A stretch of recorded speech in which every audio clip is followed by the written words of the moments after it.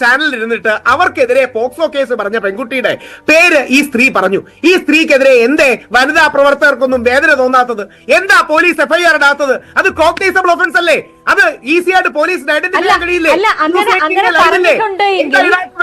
ഇടാത്തതിന്റെ കാരണം ഈ നാട്ടിൽ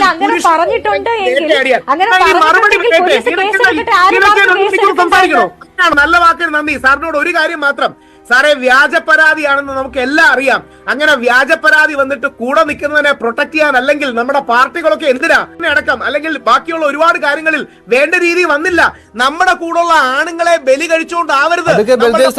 പുരുഷ അസോസിയേഷനിലേക്ക് ആള് കൂട്ടുവാനുള്ള ശ്രമമാണ് രാഹുൽ ഈശ്വർ. ഇവര് നീതി നിഷേധിക്കപ്പെട്ടവരാണ്. ഇവർക്ക് ന്യായം നിഷേധിക്കപ്പെട്ടവരാണ്. വ്യാജ പരാതിയുടെ പേരിൽ അകത്ത് പോണ്ടി വരുന്നവരാണ്. അത് ആകാം, മുകേഷ് ആകാം, ഇടവേള ബാബു ആ